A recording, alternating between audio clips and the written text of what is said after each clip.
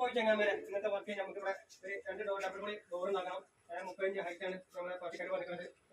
ഒരു 2 16 ഗേജ് പിന്നെ 5 16 gauge 35 height നമ്മൾ ഹൈറ്റ് ഇത്ര വരുന്നുള്ളൂ. കൂടുതൽ ഹൈറ്റ് വേണ്ടാണ് പാർട്ടി പറഞ്ഞത്.